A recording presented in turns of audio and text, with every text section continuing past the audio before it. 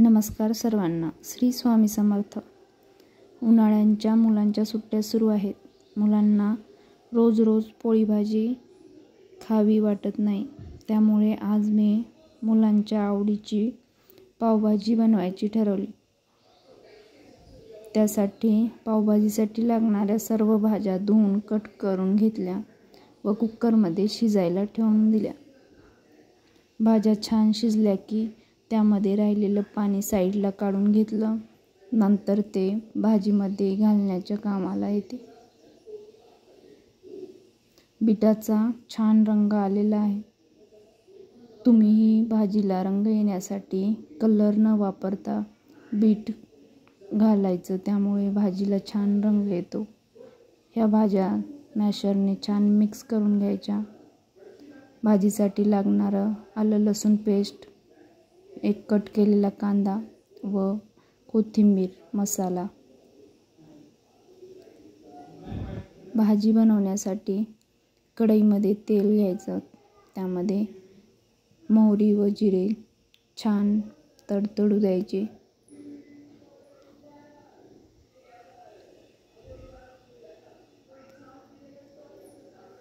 मुलांना रोज वेगवेगळे पदार्थ खावेसे वाटतात, त्यामुळे मी त्यांना घरीच बनवून देते.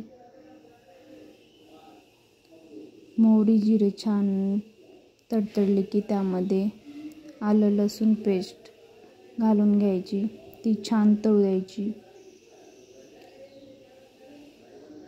ती तळली की त्यामध्ये कट केलेला कांदा घालायचा.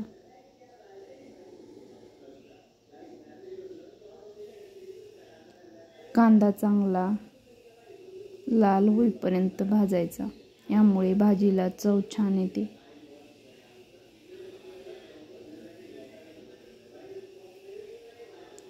माझ्याकडे हिरवी कोथिंबीर नव्हती. मी वाळू घातलेली कोथिंबीर यामध्ये घातली.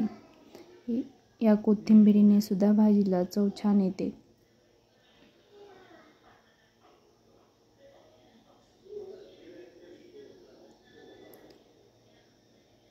हे सर्व तेलामध्ये तळून घेतलं.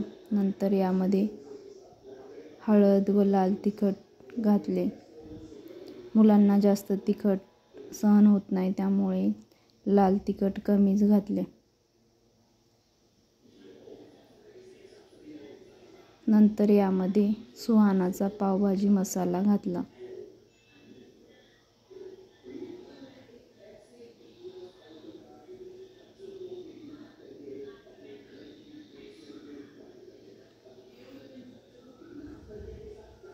हे छान मिक्स करून घेतलं व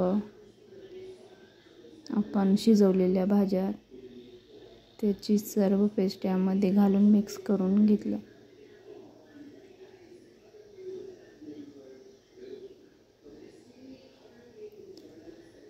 शेवटी सगळ्यात यामध्ये मीठ घालून घ्यायचं. हे छान मिक्स करायचं व नंतर बटर किंवा बटर नसेल तर तूप घालायचं. यामुळे भाजीला चव छान येते.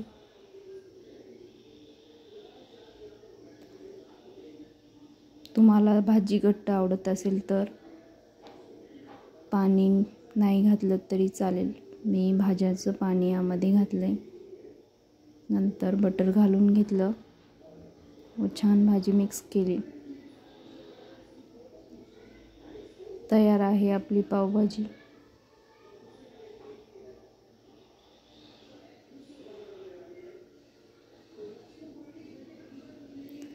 मी मुलांना माझ्या पाव सोबत भाजी न खाता मिल्क ब्रेड सोबत भाजी खायला आवडते, कारण या मिल्क ब्रेडची चव थोडीशी गोडसर असते. यासोबत तुम्ही कधी भाजी खाऊन पाहिलेली आहे का? नसेल खाल्ली तर एकदा नक्की ट्राय करा. चव खूप छान लागते. मी बनवलेली भाजी कशी झाली एकदा नक्की सांगा. आवडल्यास कमेंट करून सांगायला विसरू नका.